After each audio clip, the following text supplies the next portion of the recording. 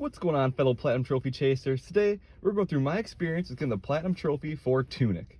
This game is a total of 37 trophies, with 3 gold, 16 silver, 17 bronze, and a Platinum Trophy. The trophy balance in this game is pretty solid, and it's fun to go for, but you'll need a guide to make this 1,000 times easier. When you first start this game off, there really isn't any indication of what you're supposed to be doing, and it doesn't really ever tell you. There are manual pieces scattered throughout the game that slowly reveal more information as you find them and provide tips and tricks as well.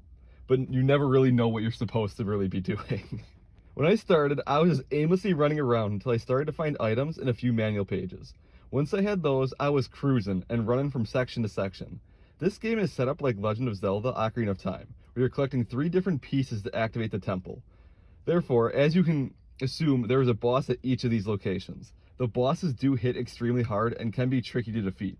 If you are struggling, this game does have a no-fail mode, which makes it so you do not take any damage. If you turn this on in the options, you can still get all the trophies. So if you want to make your life easier, just go ahead and start that right away. So if you're looking to make things extremely easy and breeze through this game with ease, this is definitely the route to go. I will mention, however, that just beating the game and defeating the bosses are the least of your problems in this game. There are quite a bit of collecting and hidden puzzles in this game that are required for the Platinum, as well as a few missable trophies.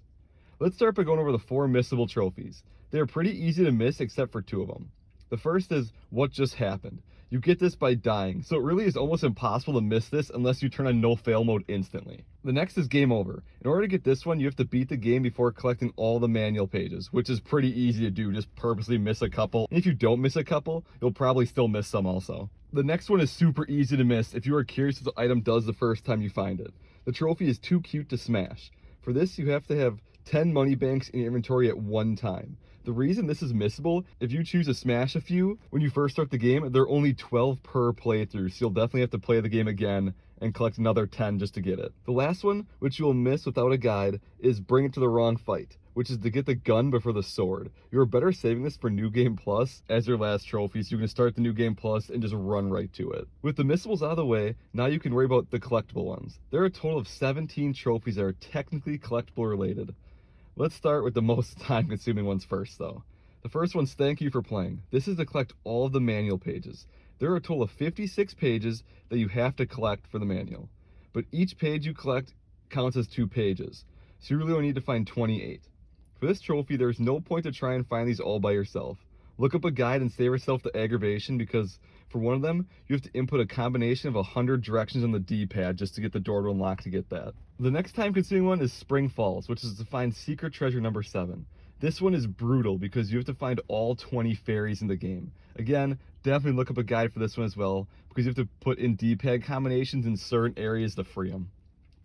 The last truly time-consuming collectible one is Well Done. This is to make 15 wishes in the well with coins. There are a dozen coins scattered throughout the map, and the rest are in the money banks. The reason this is time-consuming is you will more than likely have to backtrack to find the money banks and the coins, as they are hidden pretty good. As usual though, it should go without saying at this point, but a guide is your best friend for this also.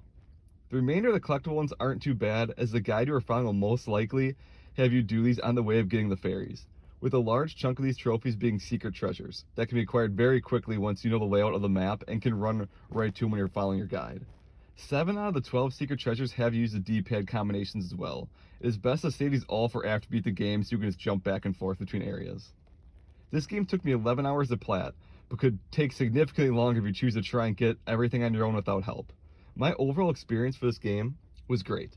There were parts of the game that irritated me that had nothing to do with the trophies, however. Since the manuals in the game, nothing was in a real language until you found pieces of the manual that you could read what certain things were trying to say. I don't know why this annoyed me so much, but every time I scrolled over and couldn't read, I was just irritated.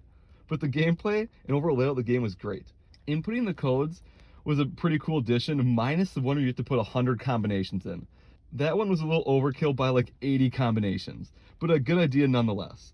Since this game has no fail mode, I would recommend this game to anyone. It is not super long and fun to play. Since that mode is in the game, anyone can play this and enjoy it. Let me know in the comments if you play in this game and what games you'd like to see in the future. Make sure you subscribe and join the chase so you don't miss any future videos. Until next time, remember, plat chasing isn't a hobby, it's a lifestyle.